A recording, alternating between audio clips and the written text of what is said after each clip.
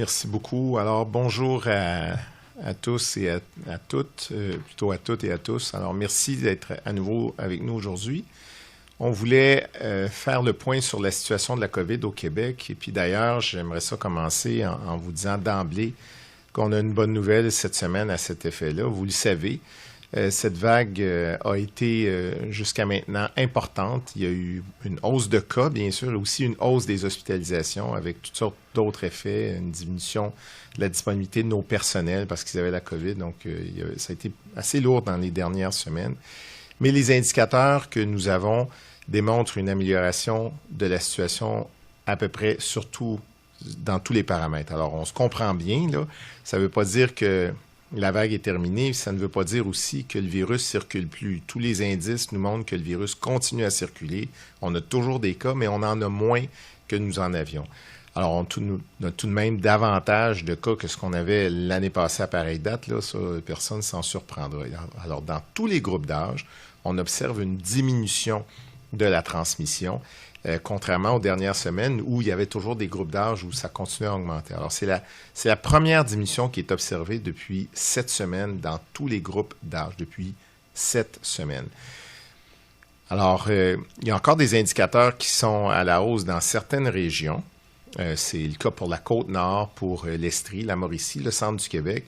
Mais tout de même, ce ne sont pas des chiffres alarmants. Il y a peu de cas, donc on n'est pas préoccupé.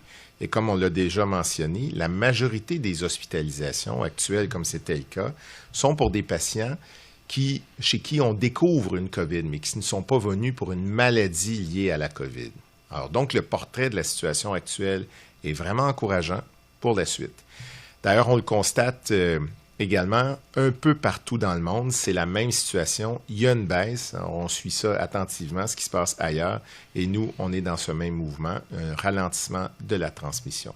Mais bien sûr, ça ne veut pas dire que la pandémie comme telle tire à sa fin. On le sait, le virus nous a surpris plusieurs fois, et on sait qu'il est fort probable aussi qu'il y ait une nouvelle hausse de cas au cours des prochaines semaines, et en particulier au cours de l'automne. C'est pour cette raison que la prochaine campagne de vaccination va être importante, et particulièrement pour les personnes qui sont les plus vulnérables. Alors, un avis du Comité d'immunisation du Québec est publié aujourd'hui et recommande que la nouvelle dose soit offerte graduellement en suivant l'ordre de priorisation qui avait été déterminé lors des vaccinations précédentes. Alors, dès la semaine du 15 août, c'est bientôt, c'est dans une dizaine de jours, il y a une nouvelle dose qui va pouvoir être administrée aux personnes qui résident en CHSLD, donc en centre d'hébergement de soins de longue durée, et ceux aussi qui, tout de suite après, qui résident en résidence privée pour aînés, ce qu'on appelle les RPA, et aussi des autres personnes qui vivent dans d'autres milieux collectifs qui comportent une proportion quand même élevée de personnes aînées ou vulnérables. Alors, c'est les RI, les RTF. Alors, comme ce fut le cas pour les dernières fois, il ne sera pas requis pour ces personnes-là de prendre un rendez-vous là, parce que les équipes vont se déplacer vers ces milieux de vie pour offrir la vaccination. Alors, dans certains milieux, les visites vont peut-être aller un peu plus tard parce qu'il y en a qui ont eu des éclosions, qui ont été vaccinés un peu plus tardivement au mois de mai, au mois de juin. Alors, ça va peut-être aller un peu plus tard en août ou en septembre, mais somme toute, on devrait tout avoir couvert entre le 15 août et la fin du mois de septembre, ce qui vient d'être dit là. Donc, je souligne à nouveau que l'intervalle recommandé entre chaque dose de rappel est de 5 mois ou plus. Pour les groupes prioritaires, la campagne de vaccination va être prête à démarrer au même moment, là, ceux qui sont dans la communauté. On sait déjà que la campagne va débuter par les groupes qui sont les plus à risque, donc les personnes âgées de plus que 60 ans. Là, on va commencer par les 80 ans et plus, et on va s'élargir progressivement à toute la population. Alors, tous les renseignements sur ces autres aspects vont être communiqués à la population d'ici la mi-août, et on va bien sûr tenir compte de l'arrivée d'un nouveau vaccin bivalent qui est toujours attendu, mais on n'a pas de signaux clairs là, sur à quel moment il arrivera. Alors, quelques mots sur la vaccination des enfants de 6 mois à 4 ans. Alors, comme j'ai eu l'occasion de le mentionner la semaine dernière, il y a plusieurs raisons qui peuvent expliquer que le nombre d'enfants qui sont vaccinés ou qui sont en prise de rendez-vous là, par leurs parents est assez limité. Alors, par exemple, bien sûr, nous sommes en plein milieu de l'été, dans une période aussi où plusieurs sont en vacances. Il y a aussi une proportion importante d'enfants, on le sait, qui ont eu la COVID récemment et qui est recommandé encore pour eux aussi d'avoir un délai de quelques semaines avant, entre l'infection et le vaccin, là, idéalement 3 mois.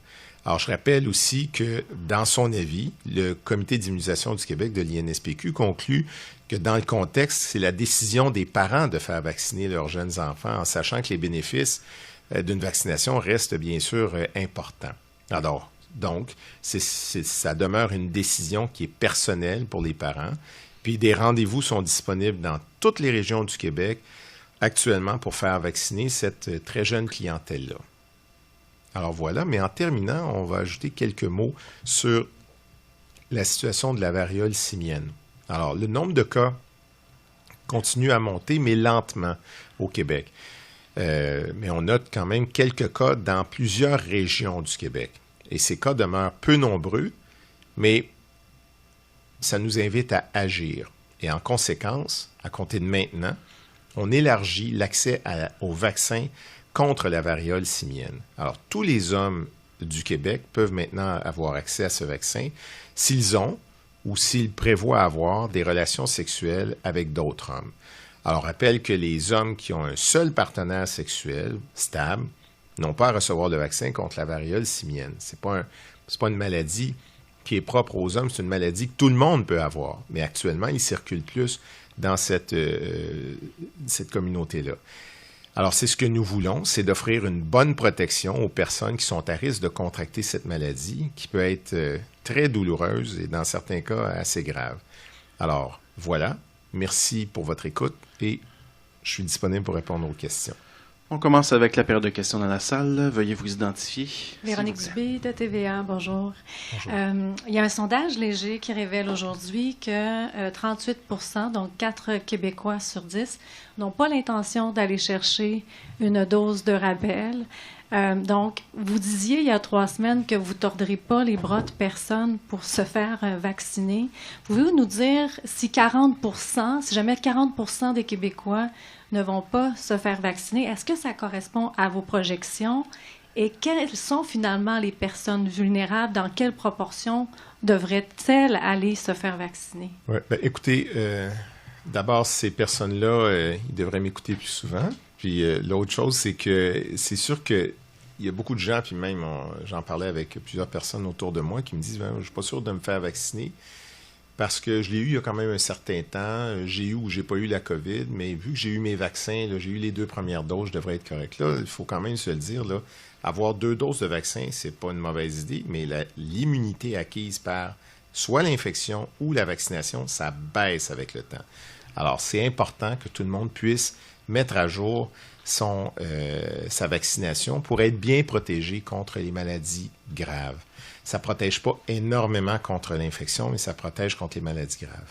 Pour nos objectifs à nous, c'est surtout que les personnes les plus vulnérables soient vaccinées. Et on parle des personnes plus de 60 ans ou les personnes qui sont immunosupprimées ou qui ont d'autres maladies qui peuvent les rendre plus vulnérables à ces maladies-là, notamment, par exemple, les diabétiques ou ceux qui ont des troubles neuromoteurs ou autres, où il peut y avoir une fragilité plus grande. Donc, on invite tous les citoyens qui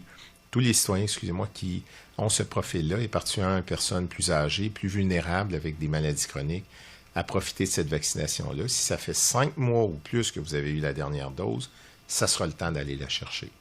Mais justement, je sais que les chiffres sont peut-être pas faciles pour vous à évaluer, mais est-ce que ça veut dire que les personnes vulnérables correspondent à 60%, puis les 40% autres n'ont pas besoin d'y aller? Est-ce qu'on peut faire... Ces chiffres-là vous inquiètent-ils finalement, 40%? Non, en fait, si ces chiffres-là m'inquiètent, non, en autant qu'ils soient plus collés à ceux qui sont moins à risque. C'est sûr que il y a des gens qui peuvent faire des choix comme dans tout, là, c'est évident, qui vont juger qu'ils sont moins à risque parce qu'ils se sentent plus jeunes, d'abord ils sont plus jeunes, ils se sentent moins vulnérables, et s'ils ne sont pas vaccinés, ils peuvent vivre une expérience, comme plusieurs l'ont vécu, d'avoir une COVID, qui, somme toute, les aura pas amenés à l'hôpital. Ça, c'est leur expérience, leur choix. Mais pour ceux qui sont plus vulnérables, là, eux, nos objectifs, c'est vraiment d'aller les chercher. Et de fait, les personnes qui ont plus de 60 ans ont pour plusieurs bénéficié de 3 doses déjà et la 4e dose leur était disponible. Là, elle sera encore plus disponible et on est confiant qu'ils vont venir en profiter. En seconde? En seconde, encore dans notre sondage, en fait, le sondage léger, les gens pensent quand même dans une forte proportion, 46%, que pendant la campagne électorale, les chefs devraient porter le masque. Qu'est-ce que vous en pensez, ça, vous? Bien, c'est un réflexe qui est certainement bon de porter le masque si la transmission est encore très sévère. On va voir où on s'en va. Moi, j'ai pas encore compris qu'on annonçait la campagne électorale, mais si elle se trouve à être annoncée d'ici les prochaines semaines, on va savoir l'état des lieux puis les risques de transmission. Mais certainement que, surtout si on s'adresse à des personnes plus vulnérables dans des établissements ou des centres où il y a des personnes plus âgées, là, je pense que ça devrait être bien compris. Merci. Merci. Prochaine question. Oui, bonjour, Jean-Louis Bordelot du Devoir. Vous dites qu'on pourrait revoir d'ici quelques semaines, donc dès cet automne, une nouvelle vague. Je ne sais pas, est-ce que vous avez une idée de l'amplitude de cette vague qu'on devrait voir, finalement? Nous estimons actuellement qu'il est vraisemblable qu'il y ait une augmentation des contacts entre les gens dès que la rentrée, quand on dit la rentrée scolaire, mais la rentrée de toutes les activités, d'autant plus que ça correspond à des périodes qui sont plus fraîches ou en tout cas plus automnales, alors les gens sont plus en contact et qu'il pourrait y avoir en conséquence une augmentation des cas. Toutefois, la vague que nous venons d'avoir et dans laquelle nous sommes toujours, là, la 7e vague, n'a pas épuré toutes ses capacités de donner encore plus de transmission et on le voit, on a encore beaucoup de cas là, à tous les jours. Alors, c'est sûr que plus cette vague-là aura été importante, plus il est probable que la prochaine le soit moins. Mais attendons de voir toutes les données que nous cumulons et nous estimons que d'ici une semaine ou deux, on serait capable de modéliser ce qui devrait se passer au cours de l'automne. Mais nous estimons qu'il y aura certainement une hausse de cas à nouveau quand la rentrée sera complétée. Ce ne sera pas le 1er septembre peut-être, ce sera quelques jours, semaines après, mais nous croyons que c'est vraisemblable. D'où l'importance d'aller chercher cette protection offerte par le vaccin qui est disponible, accessible, de très haute qualité et qui nous réduit considérablement nos risques d'être très malades ou même d'en mourir. Justement, parlons de la vaccination, surtout chez les plus vulnérables. On est rendu encore à la 4e dose, si je ne me trompe pas. On parle pas de 5e dose. En fait, monsieur, on va arrêter de parler des doses parce que finalement, vous savez, il y a des gens qui ont eu 2 doses d'AstraZeneca, une autre, etc. Fait qu'on, souvent, les gens disent, je suis rendu à quelle dose? Là, l'idée, c'est de dire, allons-y pour une dose de rappel. Ça fait combien de temps qu'on a eu notre dernière dose? Ça fait-tu 5 mois? Ça fait-tu 6 mois? Si c'est le cas, c'est le temps de venir la chercher.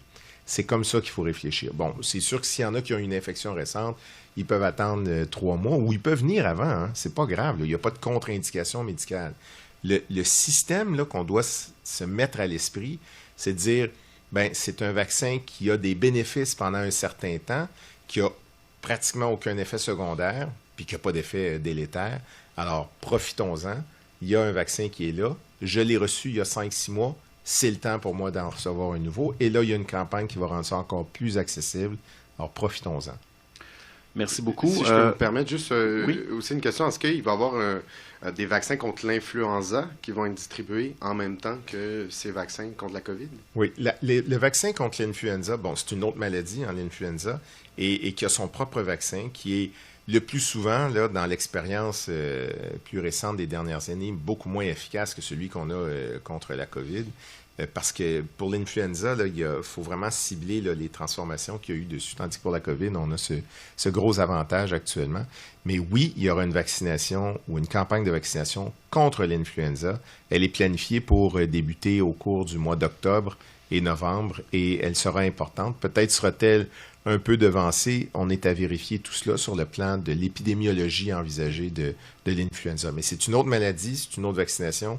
Il y a peut-être des gens qui vont recevoir les deux à un moment donné proche de l'autre, mais ça ne change absolument rien et ça reste une maladie qui peut être grave aussi, mais moins grave en général que la COVID comme effet. Toujours en français, on poursuit dans la salle. Question? Oui, Normand Grondin, Radio-Canada. Bonjour. Je regardais les statistiques de l'INSPQ ce matin. 1% des parents sont présentés pour la vaccination des enfants de 0 à 4 ans. On savait que ça serait difficile, là. Oui. Mais ça, c'est vraiment difficile. Là. On parle d'une douzaine de jours, je pense, qu'on a maintenant la vaccination des jeunes. Est-ce qu'il y a moyen de faire mieux ou dans votre livre à vous, vous avez fixé une barre peut-être plus basse pour ce groupe d'âge-là? Parce que 1%, c'est très bas. C'est très bas et on ne s'est pas donné d'objectif là, pour la vaccination des jeunes enfants. La plupart des jeunes enfants au Québec et en particulier dans la grande région de Montréal, mais ça va être le cas partout au Québec, auront eu l'infection récemment. Alors les parents, quand on leur dit que c'est préférable d'attendre à peu près 3 mois, il y en a beaucoup qui sont là-dessus et nous avons l'impression que ça pourrait monter là, au cours des prochaines semaines, d'une part. D'autre part, il y en a beaucoup qui sont en vacances aussi. Et ce qui importe pour nous, c'est les enfants les plus vulnérables, ceux qui sont... les parents le connaissent, le savent, là, s'ils ont été un grand prématuré ou s'ils ont des maladies qui les amènent à cause de la maladie ou des médicaments qu'on donne à être immunosupprimés, ils sont en route pour être vaccinés parce que pour eux autres, ça peut être plus difficile. Mais nous sommes très confiants que la situation va évoluer positivement, d'abord pour la vaccination, mais aussi pour l'ensemble des enfants d'une façon générale aussi. Maintenant, sur le cas de la variole simienne, l'OMS a déclaré un état d'urgence international pour cette maladie-là en santé publique. Ouais. Les Américains l'ont fait aujourd'hui également, ce qui leur donne plus de moyens, plus d'argent.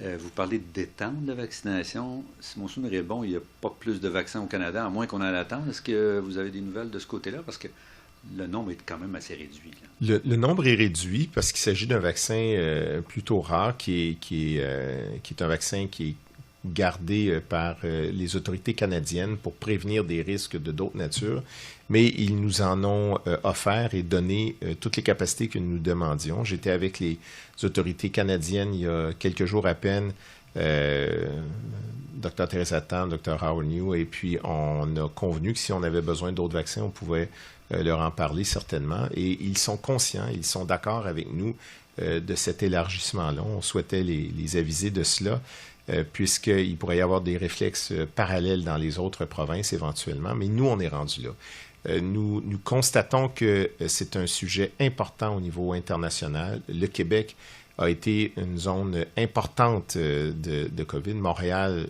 recrutait à peu près, ou comptait 10% de tous les cas il y a à peine quelques semaines au niveau planétaire. Ce n'est plus le cas. Il y a une situation qui a été vraiment prise au sérieux et toutes les mesures ont été prises et vous le voyez, ça fonctionne relativement bien. Là, on a quelques cas, bien sûr, qui s'ajoutent, mais c'est très correct. Notre inquiétude, c'est de voir une expansion au niveau des autres régions et c'est pour ça que l'ouverture à la vaccination a lieu. Merci beaucoup. On va passer aux périodes de questions en français, en virtuel. J'ai Léa Carrier de La Presse. Oui, bonjour. Est-ce que vous m'entendez? Oui, allez-y. Oui, bonjour. Bonjour, Dr. Boileau. Est-ce que vous songez déjà à la possibilité de réinstaurer des mesures comme le port du masque obligatoire, par exemple, dans les transports en commun, dans l'optique qu'il pourrait avoir une nouvelle vague à la rentrée, ou si vous misez seulement sur la vaccination de la nouvelle dose là, pour l'affronter? Bon, écoutez, c'est une question importante. Elle nous est régulièrement demandée. Jusqu'à maintenant, nous ne prévoyons pas réinstaurer des mesures obligatoires. Nous restons dans une perspective de recommandation. Plusieurs auront observé que ça n'a pas été complètement suivi par tout le monde dans des grands spectacles à l'extérieur, etc. Mais ce n'est pas nécessairement là où ça compte le plus pour nous. C'est vraiment les gens les plus vulnérables. Et dans les faits, plusieurs d'entre eux, les plus vulnérables, ont bénéficié de ces recommandations-là et les ont adoptées. Alors, on verra comment ça évolue durant les prochaines semaines. Si on a affaire à un nouveau variant, si c'est la situation actuelle qui se reproduit, on sera attentif à ça. Mais pour l'instant, ce n'est pas dans nos visées que de ramener des obligations. Il faudra que nous ayons des motifs épidémiologiques et ils ne sont pas présents ni à vue d'œil. En seconde? Ça va, merci. Parfait. On va donc passer maintenant au... Ah, j'ai une autre question virtuelle. Frédéric Lacroix-Couture, s'il vous plaît, posez votre question. Oui, bonjour. Concernant la variole simienne, donc c'est ça que vous avez fait référence plus tôt, là, comme quoi il y avait quelques cas à l'extérieur de Montréal. Est-ce que vous avez des indications qui montrent que le virus là, pourrait connaître une progression importante dans les prochaines semaines à travers le Québec? Bien, en fait, on a des indications que si on n'agit pas, nous pourrions être confrontés à cela. Parce qu'en effet, jusqu'à récemment, nos invitations de la vaccination étaient pour surtout les hommes qui avaient des relations sexuelles ou qui envisageaient d'en avoir avec d'autres hommes en côtoyant des gens qui soit viennent de Montréal ou en se déplaçant vers Montréal. Alors, on était surtout circonscrit autour de ces zones d'éclosion montréalaises. Mais nous avons des cas qui se révèlent en région, qui ne sont pas issus d'une relation qu'il y a eu avec un homme montréalais ou d'un contact montréalais bien précis là, dans l'histoire de cas. Alors, nous voyons donc qu'il y a possibilité de rendre cette infection-là de s'étendre plus large au Québec. Et c'est pour ça que nous invitons en particulier les hommes qui ont des relations sexuelles avec d'autres hommes, en dehors de la région de Montréal, à tirer avantage de cette vaccination-là s'ils envisagent avoir plusieurs partenaires ou des relations qui ne sont pas stables. Nous les encourageons à tirer tous les avantages de cette vaccination-là qui est très efficace. Elle n'est pas efficace à 100% comme aucun vaccin, mais qui est très efficace et qui réduit les risques d'avoir cette maladie qui est très désagréable et qui peut être très douloureuse aussi. En seconde question, M. Couture. Oui, et c'est ça, vous prévoyez intensifier, d'élargir la vaccination pour la variole simienne. Est-ce que vous prévoyez aussi intensifier vos efforts en termes de prévention et de dépistage? Oui, les équipes de santé publique sont très mobilisées autour de ça. En particulier, vous le voyez sans doute du côté de la région de Montréal, toutes les actions sont portées d'une façon directe ou dans les réseaux sociaux ou avec les différents partenaires, les organismes du milieu, les organismes communautaires. Et bien sûr, cette semaine, c'est une semaine beaucoup d'activités sur la fierté gay. Il y aura des manifestations même durant la fin de semaine et c'est tout à fait correct. Donc, ce sont des occasions aussi pour accentuer le message et rendre ça disponible. Et je vous dirais que nous étions bien heureux d'entendre que, à l'occasion de la conférence internationale sur le sida qu'il y a eu, toutes les félicitations qui ont été portées par plusieurs des participants sur l'organisation des services au Québec. C'était pour eux remarquable pour avoir accès à la vaccination et tous les efforts sur la variole simienne et tous les efforts qui étaient mis en ce sens-là. Et nous prenons ça comme un geste d'encouragement. Merci beaucoup. On va passer à la période de questions en anglais dans la salle. Allez-y. Bonjour, Elisabeth Zogales, Global News. For first question, not really a question, can you just go over the details about this new vaccine campaign starting on the 15th? It's not a new vaccine, it's a new campaign with the vaccine, okay. Because there might be a new vaccine coming in a few weeks or a couple of months. We don't know already. We are really interested by this situation, but we do not have all the answers right now. So essentially, the campaign will begin in 2 weeks from now, or less than 2 weeks, August 15, mostly for people that are living in some milieu de vie, for elderly people. So it will be mostly CHSLD and also des résidences pour personnes âgées, another type of milieu de vie that will include those type of clientele. So it will be there will be an invitation to get vaccinated, and no one has to take a rendezvous on Click Santé because the teams for vaccination will get to their own places, and that's great. Also, in the same time, we will open it for the global population, mostly for healthcare workers and also people living in rural areas, but also for people older than 80s and then after 70s, and we will progress with that by the end of the month of August around that. But we'll be back to give all the information on those all those specifications in a couple of weeks from now. And that I would imagine would be sur Click Santé, like Yeah. usual, Yes. for the other age groups. Exactly, for the people in the communities, it will be on Click Santé. Okay. My second question, what's your advice to anyone participating in Pride events in the coming week with monkeypox, out there? Just wondering what your advice is. I think that, of course, you're not asking me about wearing a mask during those manifestations, but of course, some are at risk for COVID, and COVID is still very present in the community of Montreal, as elsewhere in Quebec. We've noticed that, even though we're going down. But for monkeypox, it is clear that they should be aware that there's a risk.